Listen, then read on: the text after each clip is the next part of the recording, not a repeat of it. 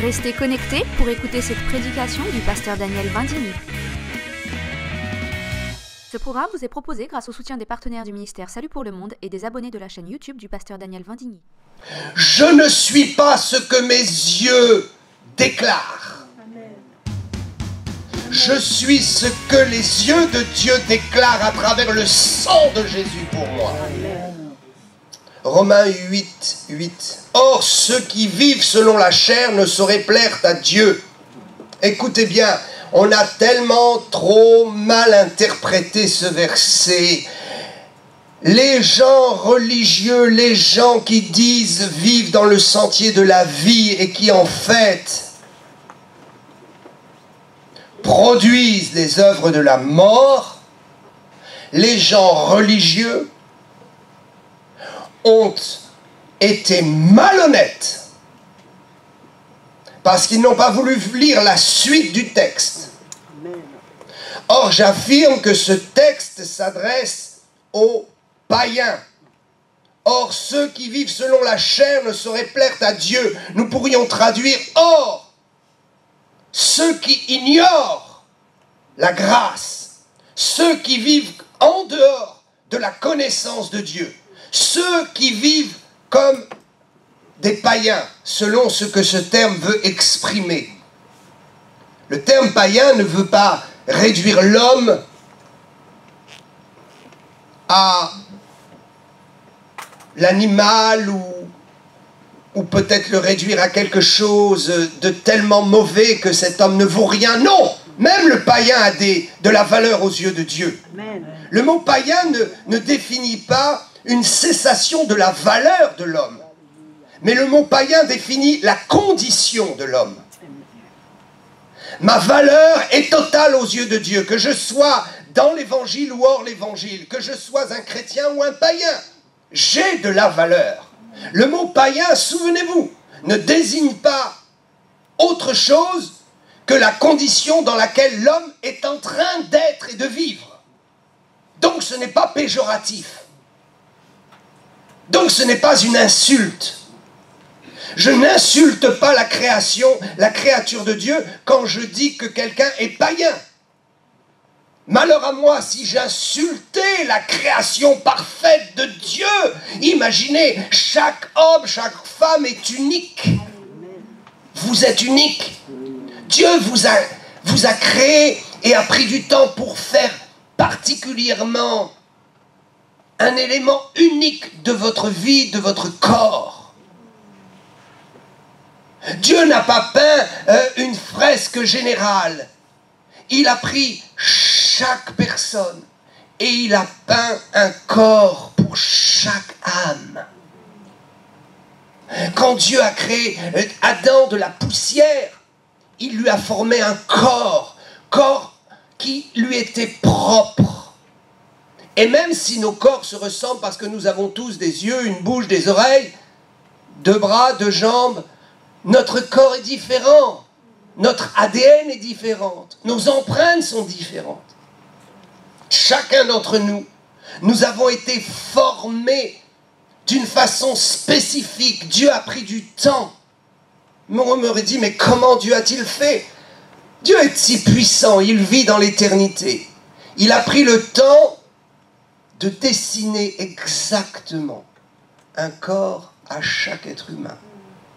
Et si même le diable est passé dans le ventre de la mer pour détruire ce corps ou le rendre difforme, à l'origine, Dieu a peint un corps. Dieu a dessiné un corps. Dieu a formé un corps dans le ventre de la mer. Écoutez, Dieu a pris la poussière de la terre et a formé un corps avec cette poussière. Un corps pour Adam. Il était unique, le sien. Ensuite, Dieu a dit, je vais créer quelqu'un de semblable, mais je ne vais plus prendre la poussière. Je vais prendre une partie de ce corps déjà formé. Principe de la création, extraordinaire, amour de Dieu. Il prend une partie du corps d'Adam et il forme la femme. Et ensuite, il dit, c'est bon, c'est ok. Vous deux, ensemble, vous allez vous-même pouvoir former un corps. Et vous allez pouvoir, par votre union, produire la création d'un corps dans le ventre de la femme. Un corps qui sera unique et spécifique à chacun. C'est pourquoi je veux dire que j'ai un grand respect pour l'homme et la femme, pour l'humanité. Et quand j'utilise le mot païen, ce n'est absolument pas péjoratif. C'est un mot qui veut juste désigner une condition. Mon ami, tu vis comme un païen, mais cette condition, ce n'est pas celle que Dieu veut pour toi. Il t'aime tellement qu'il veut que tu vives dans une autre condition, une autre mentalité, dans un autre esprit. Alléluia. Or, ceux qui vivent selon la chair ne sauraient plaire à Dieu. Autrement dit, dans toute cette humanité, beaucoup vivent selon la chair.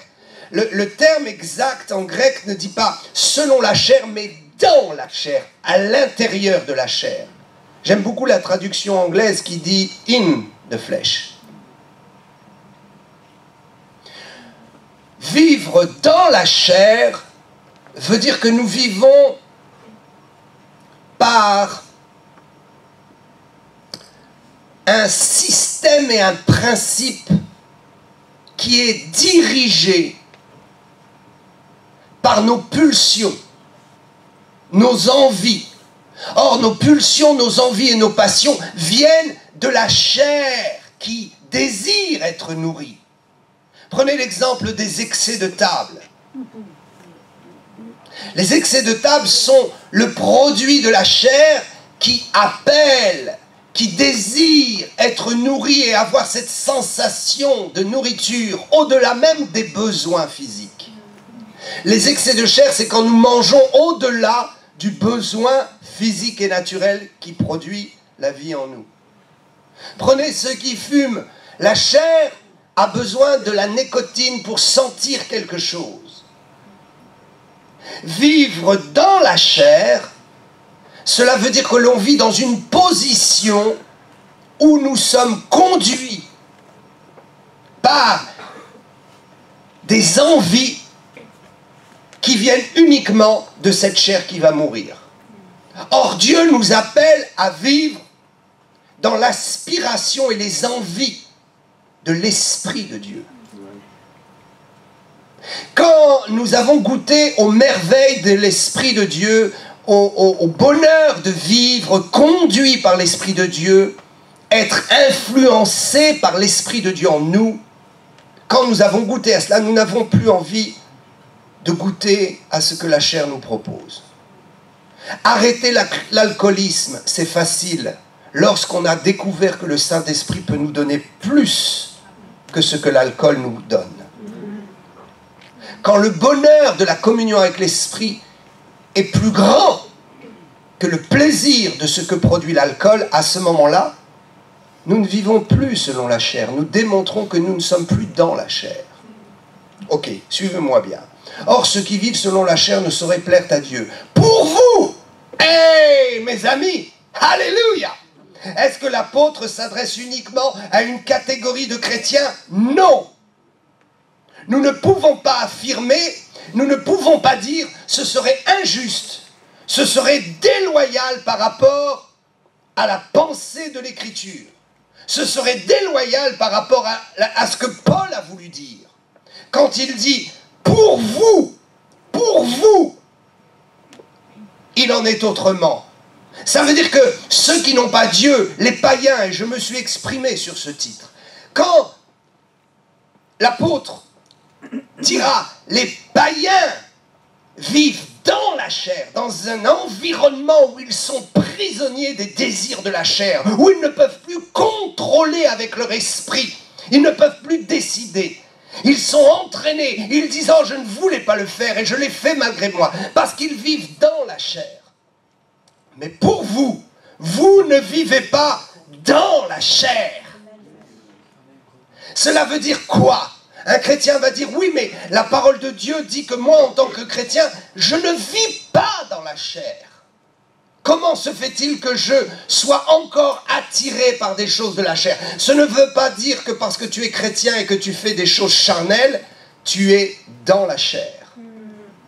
La vérité, c'est que tu es dans l'esprit, que tu vis dans l'esprit et que au lieu de consommer ton espace dans l'esprit de Dieu, tu es parti un peu dans l'espace qui n'est pas le tien. Notre habitation est avec le Seigneur. La preuve, c'est lorsque nous sommes en train de faire quelque chose qui n'appartient pas à notre environnement, nous sommes sortis pour un instant de notre environnement et nous avons consommé ou nous avons pratiqué une œuvre de la chair, automatiquement, notre conscience et notre cœur nous attirent dans la repentance. Pourquoi? Pour nous rappeler que nous ne pouvons pas vivre autrement que dans l'esprit et dans la parole de Dieu. Amen. Alléluia. Un païen ne pourra pas sortir de son environnement parce qu'il vit dans cet environnement et qu'il n'a pas encore découvert Dieu pour être transporté dans un autre environnement. C'est pourquoi ce que tes yeux voient, ce que ton corps réclame est mensonge. Parce que le corps va mourir. Et à cause de la mort qui est dans le corps veut nous faire croire que nous sommes encore des païens et que nous vivons dans la chair. C'est faux. Je ne peux pas dire à un chrétien, tu vis dans la chair. Je ne peux lui dire, tu vis dans l'esprit, mais tu es en train de commettre des choses de la chair qui n'appartiennent pas à ton environnement. C'est pourquoi tu seras malheureux quand tu auras consommé ça. Parce que ton seul bonheur, c'est d'être là dans l'environnement qui est le tien. Alléluia. J'aime voyager. Bon, je n'aime pas les aéroports, les avions, tout cela. Mais j'aime voyager pour aller porter la parole de Dieu. Et souvent, par la grâce de Dieu, je me trouve dans de beaux hôtels. Mais ce n'est pas chez moi. Et je ne voudrais pas rester là pour tout le temps.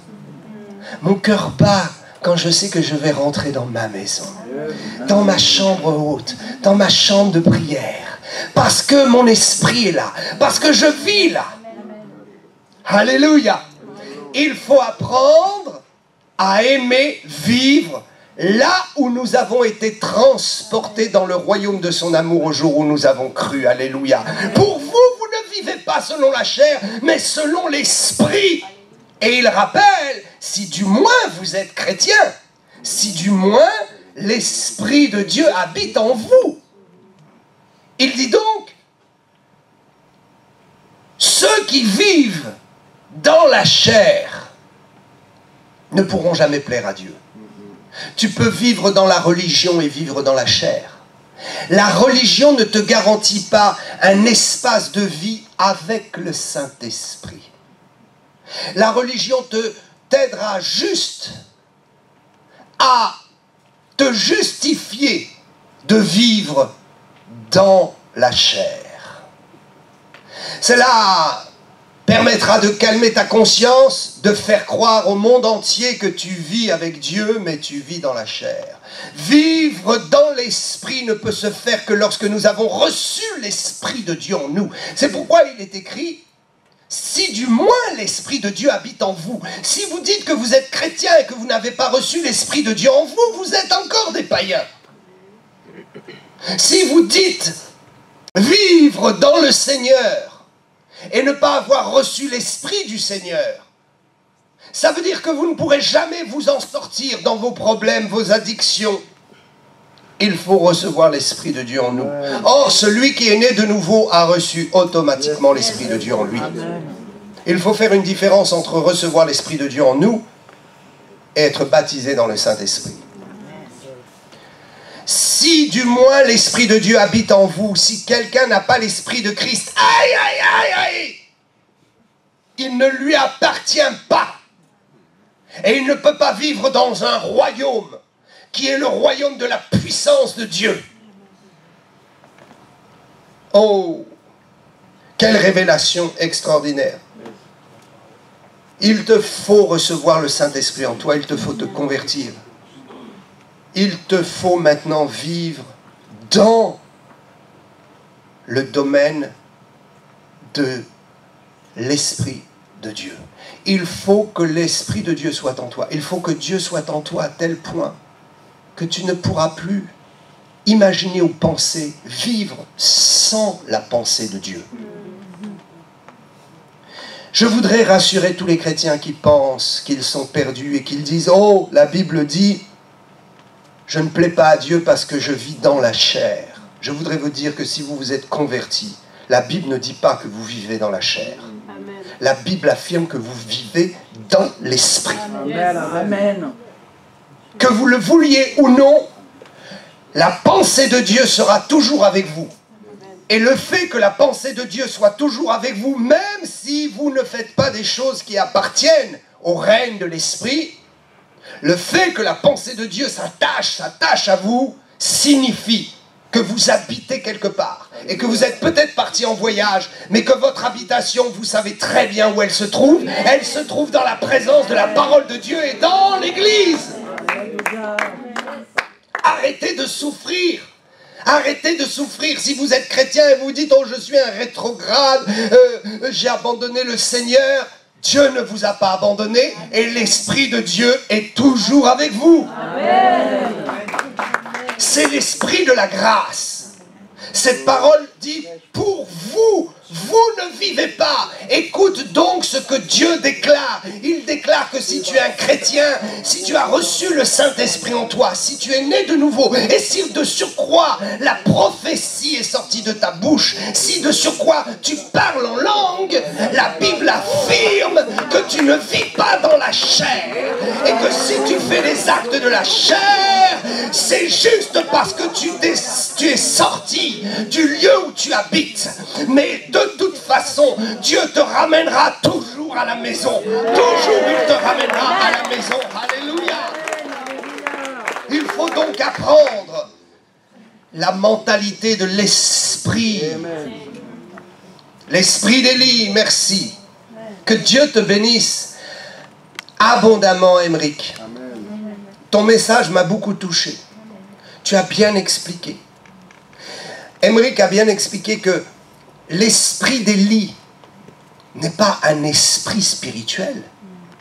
L'esprit d'Élie, c'est le Saint-Esprit qui, dans Élie, avait conduit Élie dans une forme de pensée.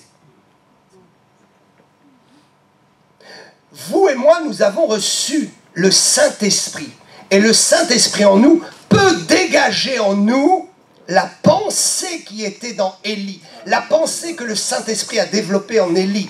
Il faut changer de mentalité. Amen. Il faut vivre dans ces derniers temps avec la pensée qu'a manifestée Élie par le Saint-Esprit. Ce n'est pas l'esprit, la personne d'Élie qui va venir vivre en nous.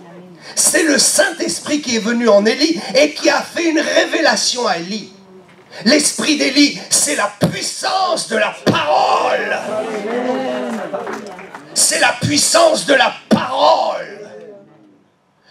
Où se trouve la puissance de la foi? Elle se trouve dans la puissance de ce que je déclare. Ah, mais si Élie déclare le feu doit descendre, le feu descendra. Parce que nous avons le pouvoir par la parole. Parce que je ne vis pas dans la chair. Je vis dans l'esprit. Et ce qui contrôle la puissance de mes paroles, c'est la puissance créatrice de Dieu. Le Saint-Esprit a créé toutes choses. Et le Saint-Esprit parle. Et le Saint-Esprit nous communique une mentalité. Amen. Vous et moi, nous devons être saisis par la foi. La parole vient de ce qu'on entend. Et ce qu'on entend vient de la parole de Christ. Notre mentalité doit changer. Ma parole est puissante. Ce que je déclare arrivera. Parce que ce que je le déclare à partir d'un office, d'un bureau présidentiel. J'envoie un ordre, non pas parce que je vis dans la chair, la pauvreté, la médiocrité, le péché. C'est fini pour moi. Je vis dans une position qui est le royaume de Dieu. Et partout où vient une parole qui qui a été envoyé du royaume de Dieu cette parole à autorité. Amen. Un païen qui parle à partir d'une position qui n'a aucune valeur. Mais toi, tu te trouves, la Bible dit, pour vous, vous vivez dans le Saint-Esprit. Pour vous, vous ne vivez pas dans la chair, mais vous vivez dans l'Esprit. Cela veut dire que là où je me trouve, se trouve l'autorité suprême. Se trouve l'autorité suprême. Si tu reçois un courrier de ton voisin qui te dit « Monsieur, vous êtes maintenant, avec le mandat de ce courrier, vous avez l'autorité sur les policiers de la rue. » Ce courrier ne servira à rien. Ce courrier sera une simple plaisanterie. Mais si on vous convoque à la présidence et qu'on écrit pour vous à la présidence et qu'on vous donne le mandat, aïe, aïe, aïe, aïe, vous aurez l'autorité. Si un païen qui ne connaît pas Dieu, qui ne vit pas selon les principes divins, qui ne vit pas à l'intérieur de l'office de Dieu, veut déclarer quelque chose, ça n'arrivera pas. Mais si nous vivons et nous avons pris conscience que nous vivons dans le Saint-Esprit, dans le royaume de Dieu, dans le lieu de l'autorité, alors tout ce que je vais déclarer arrivera. Amen. Parce que je le déclare avec l'autorité de la création. Au commencement, Dieu créa toutes choses. Par sa parole, nous avons été créés. Par sa parole, la vie est entrée dans ce monde. Par sa parole, le péché a été détruit à la croix. Dieu s'est pris lui-même, il a pris une partie de lui-même et il l'a envoyé dans un corps de chair. Et lui-même étant la parole, il s'est fait homme. Et la parole s'est manifestée. Tout ce que Dieu déclarait arriva par la bouche de Jésus. Parce que Jésus vivait en Dieu. Si tu as compris que en tant que chrétien, tu vis en Dieu, alors tout est possible. Amen. Oh, Makashi Barabaka. Si quelqu'un n'a pas l'esprit de Christ, il ne lui appartient pas. Recherche la conversion, recherche l'esprit de Dieu en toi. Comment tu sauras si tu as l'esprit? C'est très simple. La Bible déclare que l'esprit de Dieu atteste à notre esprit que nous sommes enfants. Nous ne sommes plus enfants de ce monde, enfants du péché, enfants de la perdition, enfants de la masse. Nous sommes devenus enfants du royaume des cieux. Et notre esprit nous l'atteste, parce que constamment la pensée de Dieu est en nous. Constamment la pensée de Dieu est en nous. Ce que je vois, et là où je peux affirmer que quelqu'un est né de nouveau, c'est quand la pensée de Dieu est toujours en lui. Quoi qu'il fasse, il vit dans l'esprit. Il vit dans le royaume de Dieu. Il a été transporté du royaume de cette malédiction dans le royaume de la bénédiction. Et même s'il pêche, même s'il désobéit, il est constamment ramené à la maison. Constamment, il a la pensée de Dieu. Constamment, la pensée de Dieu le poursuit partout. Et ceux qui vivent dans la chair ne peuvent pas comprendre. Il lui dit, hey, tu es avec nous dans la boîte de nuit, tu es en train de boire, pourquoi es-tu triste? Parce que je vis dans le royaume de Dieu et ici je suis juste en déportation et je n'ai pas le désir d'y rester. Alléluia. Nous sommes séparés du monde. Que vous le vouliez ou non. Quand vous avez reçu Jésus comme votre sauveur, oh Makashi Amasanda, quand vous avez reçu Jésus comme votre sauveur, vous avez été transporté dans le royaume de son amour. Et vous savez que vous lui appartenez. Et si Christ est en vous, il est vrai, est mort à cause du péché. Il est vrai que nous vivons encore dans un corps qui est mort. Mais le corps mort vit par la puissance du Saint-Esprit en nous. Alléluia. Parce que ce corps qui est mort et qui ne peut plus rien produire pour Dieu est quand même un instrument utilisé par Dieu. Alléluia. La bonne nouvelle, et je fais finir avec ça.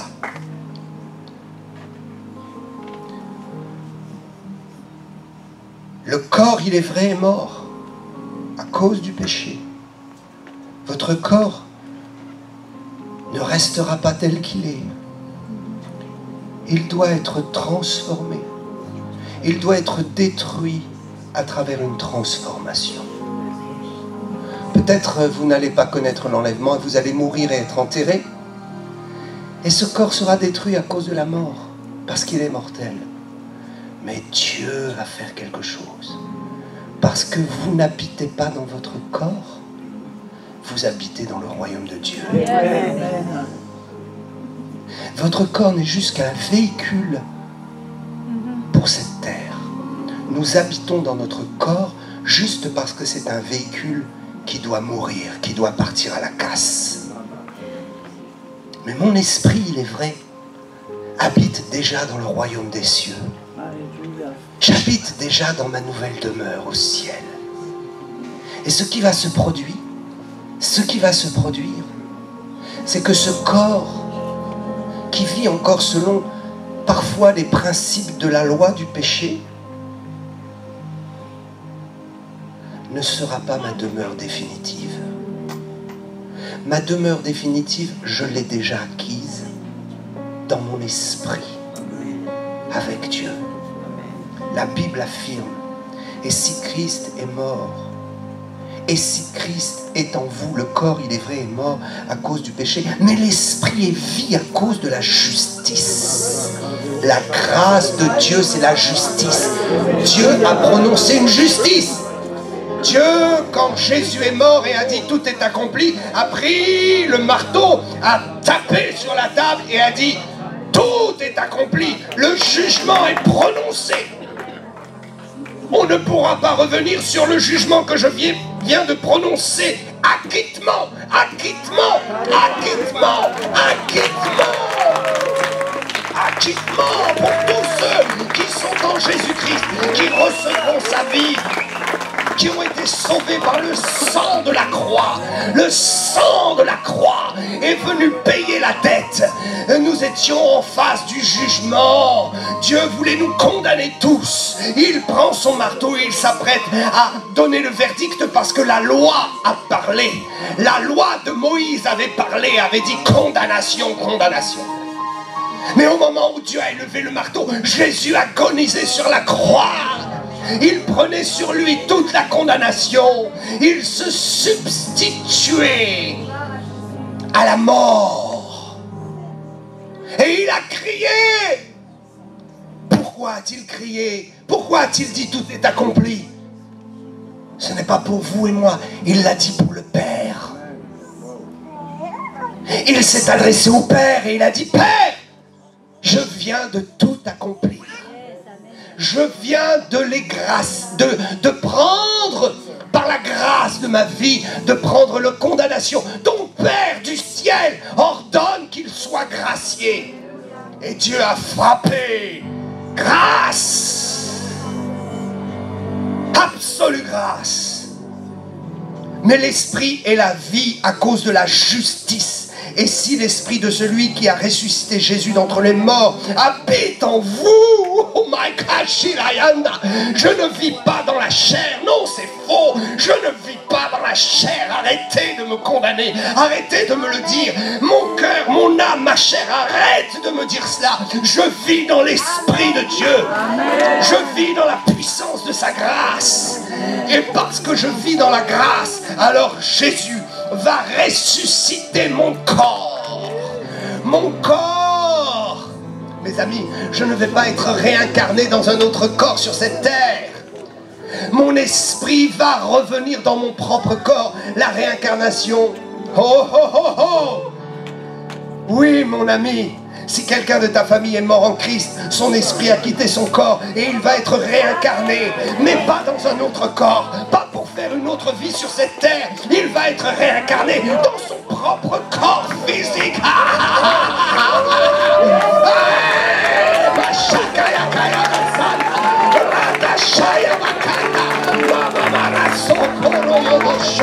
Je vis dans l'esprit, je vis dans l'esprit, je vis ma cachia, je vis dans l'esprit de Dieu. Oh, oh, oh, oh, oh, oh. Arrêtez de croire que je vis dans la chair, c'est faux. Levons les mains, adorons-le. There is power in the name of Jesus.